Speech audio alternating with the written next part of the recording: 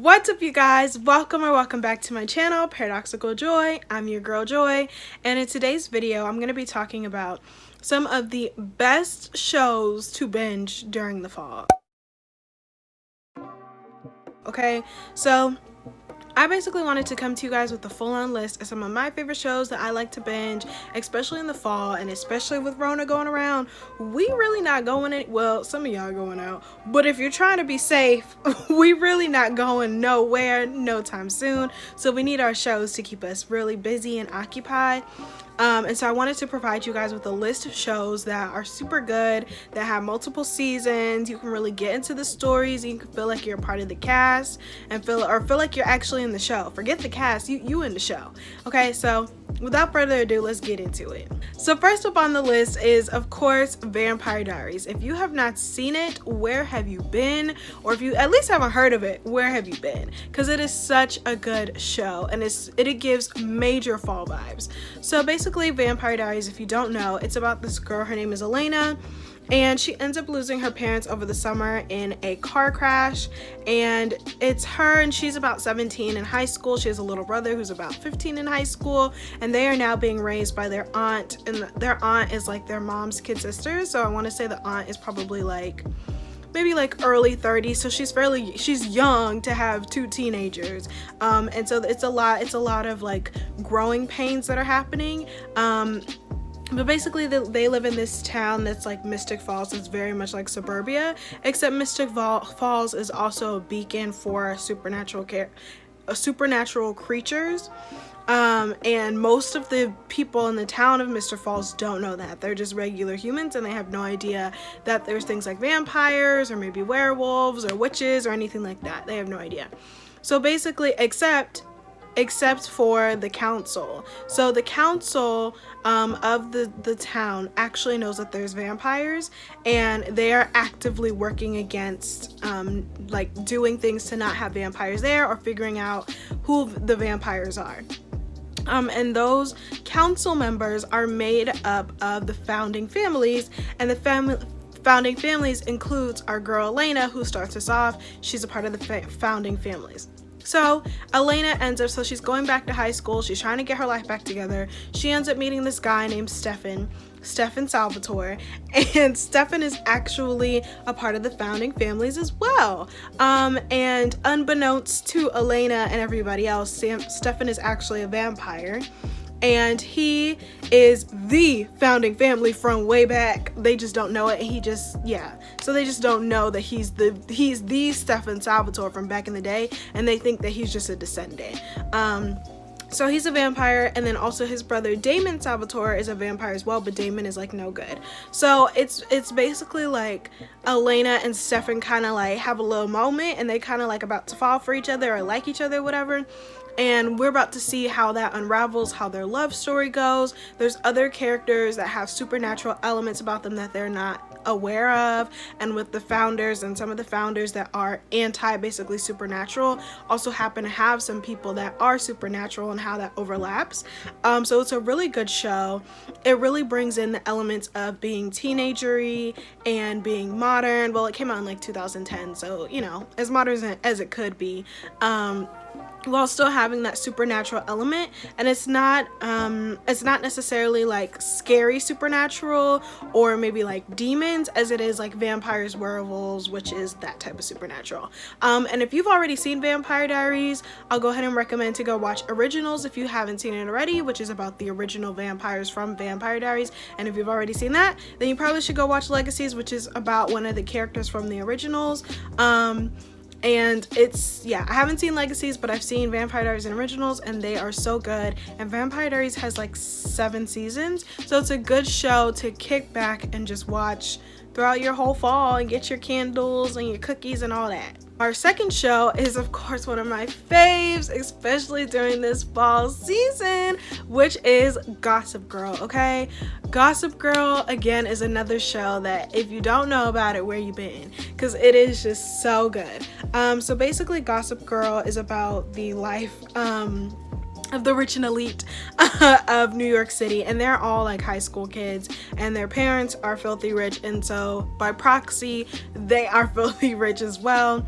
And it's about, you know, just kind of like their scandal of being rich and known but still being in high school, and being in New York City. The twist though is that they are having their moves like tracked by Gossip Girl. So Gossip Girl has like this blog or this online platform that projects to their community that lets them know what people are up to. So like some of the characters will do stuff that they think is behind scenes, like they'll hook up with somebody or whatever, thinking that like, oh, this is just gonna be me, but Gossip Girl finds out about it and she puts it out and puts it on blast. So it's their whole business. So think like a more glamorous New York City rich Pretty Little Liars, where it's like you're being watched, you're on, you know, your life is on display. The only difference is that with Pretty Little Liars that was dangerous, this one is just scandalous. But it's a good show to just kind of watch the characters grow over time. I think it has about 6 seasons, so it's a good show as well to curl up to. Highly recommend. So the next show up on the docket is Charmed, okay? And I'm not talking about the new girl, I'm talking about the old girl from the early 2000s, okay? I haven't seen the new girl, don't know her, but Charmed from back in the day is so good. Now Charmed, if you're about my age, which I'm 23, you might have seen an episode here and there when you were younger and just been like, okay girl, what is that? And moved on with your life like I did. But I started watching it again and it is so good. Charmed is also another show that has about 6 or 7 seasons. So basically Charmed is about, if you don't know, about these 3 sisters that have to come home. They basically have been separated just from life. They're in their like 20s. And they basically come home because a family member passes away, so they all come back together, and that's when they find out that they're actually witches and that they're charmed, which is basically being a witch, but they're not just regular witches, they are witches that have to come together to gain access to their power and to be able to save the world from evil. And it sounds kind of corny when I say it like that, like save the world from evil, but like it's actually super good. And the way that the witches are portrayed are different than how maybe like a Vampire Diaries witch would be portrayed, and it's just so cool, and seeing like how things unfold and the 3 sisters and their personalities and who they're dating and all that. And we love the early 2000s fashions and the musics. It's really great. It has so many seasons. The story really fully develops, and you really get to see the characters really come into their own and face different literal demons and figurative demons. But it's so good. Highly recommend. Go check it out. Let me know if you did in the comments down below. This next show is an absolute, I feel like I've said this about everything, but this is a real classic, okay? This is a real OG. And that is Grey's Anatomy, okay? This is just one of those shows where if you're looking for a show to be curled up to for the next few years, Grey's Anatomy is your girl, okay? Grey's Anatomy has, I think, it's coming up on its 17th season now, so you can really sit on Netflix and watch it for the next year, for real, and like you're good. But if maybe you're not familiar with Grey's Anatomy and you've been like, I kind of want to, I've heard about it, but like, I don't know, this is your sign. Go watch it.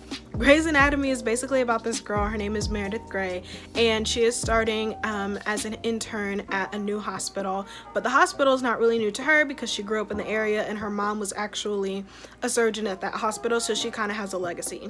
Meredith ends up sleeping with this guy the day before her first day of being an intern, and she's just like, whatever, it's just something casual. Unbeknownst to her, that's actually one of the new attendings at the hospital. So when she sees him, she's shook, and now it's kind of messy because it's like, wow, do we like actually like, you know, continue this or do we not?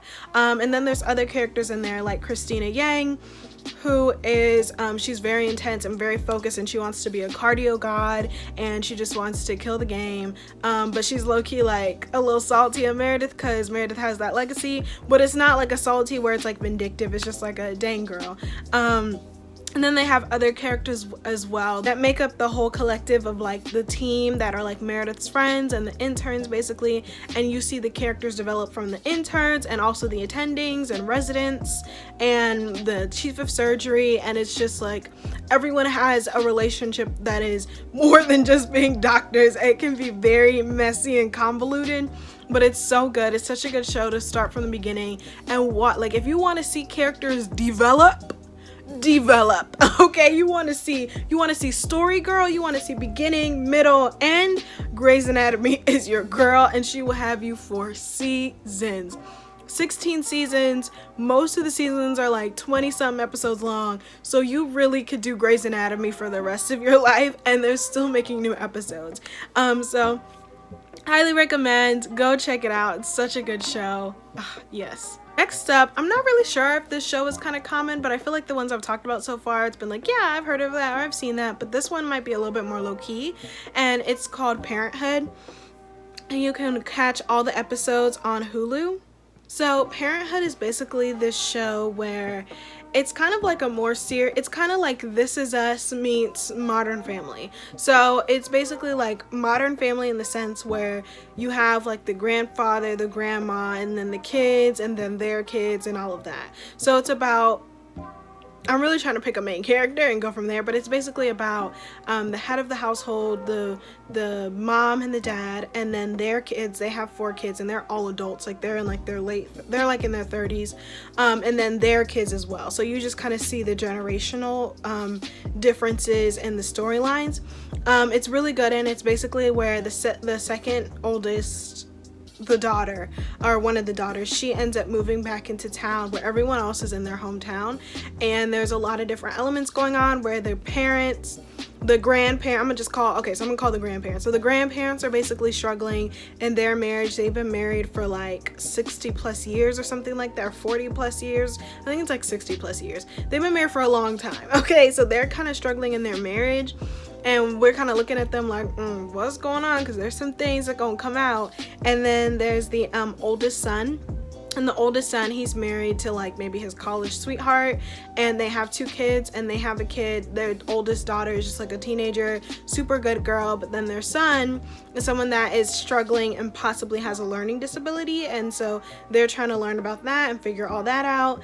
And then they have the second oldest is the daughter, and she has a daughter as well. She has an older daughter who's maybe like 16, and then her son who is 14, and she is not with their dad because their dad is basically like no good, and they had to leave him, and it's like this whole entire thing. And so the kids, or well, at least the oldest daughter, acts out a lot, and it's actually the girl who plays Lorelai in Gilmore Girls. So it kind of feels like she plays the same roles over and over again, so it gives off the same vibe of being like Lorelai, just with a different daughter that's more troubled, and they're like always butting heads.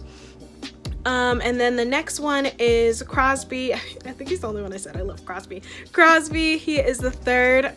He's the third child, and he is like single. He's in the music industry. He's living his best life. He is just trying to, he's basically like a man child. Okay, like he lives on a boat.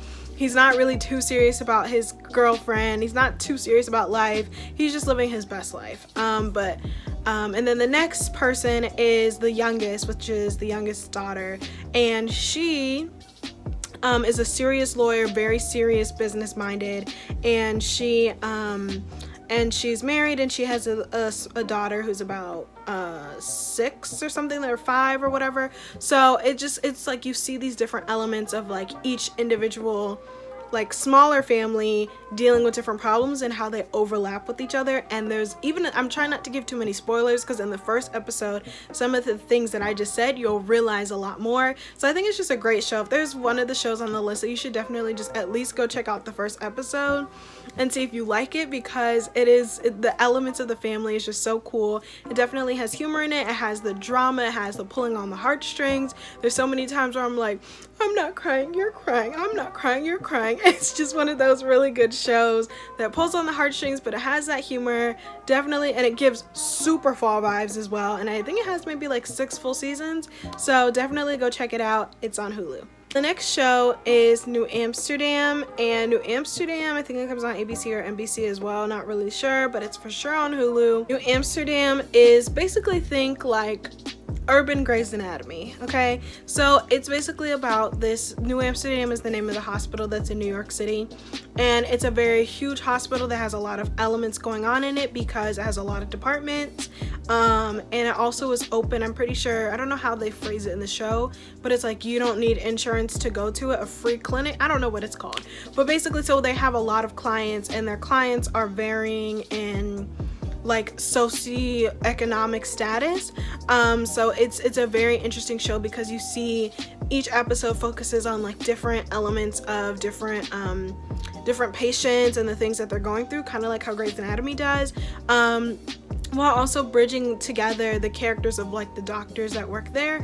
And the main thing that's starting off is that they're getting a new head of, I don't remember what he's called, but they're getting a new doctor that's the head of whatever. Okay, he's the head of the entire thing, like he's the CEO basically. He's the CEO of the hospital.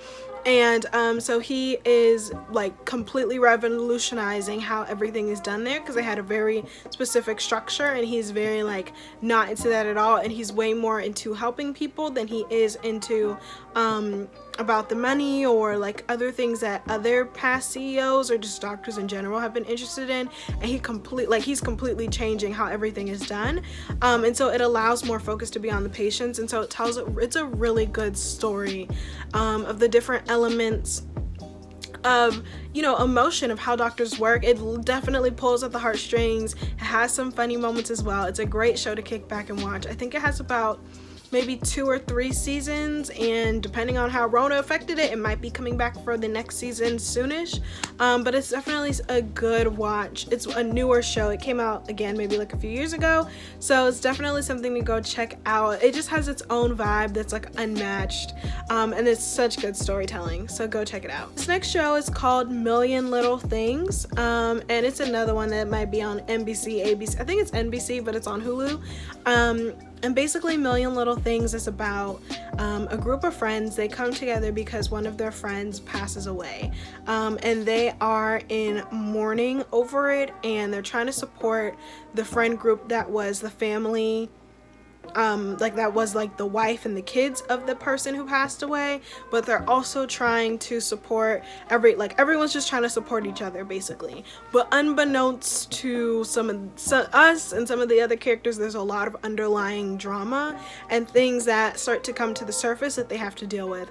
But it is definitely another heartstrings, another you feel like that close-knit family vibes of like a Parenthood or like a This Is Us, or a New Amsterdam, where it feels very much like everyone is just trying to come together no matter their differences or the drama or just all the secrets. They're just trying to it's just basically really human. It's basically humanity of like just trying to come together during a hard time and support each other no matter what. And I believe that has 2 seasons as well, and should be coming up for a 3rd anytime if it's not already. But it's a great show. Definitely go check it out. It has so many funny moments, so many moments where you want to cry, where you want to scream. It's just one of those well-rounded good TV shows.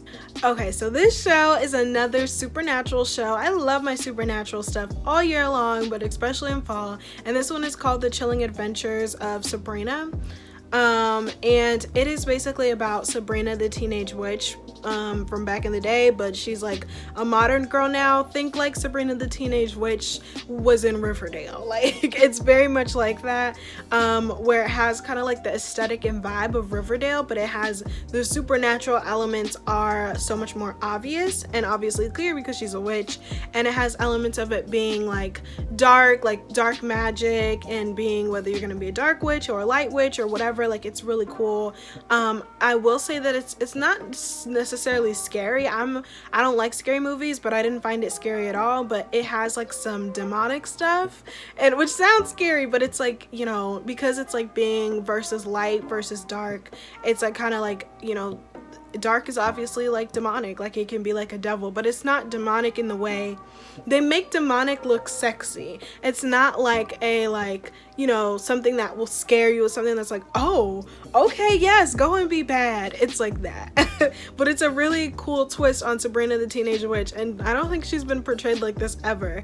And so I definitely recommend that you guys go check it out. It's definitely a good show. I'm pretty sure it has about 3 seasons on Netflix. They're about like 10 episodes each, so you can sit back and, you know, for a few weeks and just enjoy the show and let me know what you guys think. Alright, you guys, thank you so much for watching this video. Make sure you like, comment down below, let me know what you think, let me know what shows you like, let me know if you try any of the shows, let me know if you don't try any of the shows and why you don't want to try them or whatever. Let me know. Let's have a dialogue in these comment sections, okay? And also make sure to subscribe, of course, and turn the post notification bell on so you know when I put up a video. And I will catch you guys in the next video.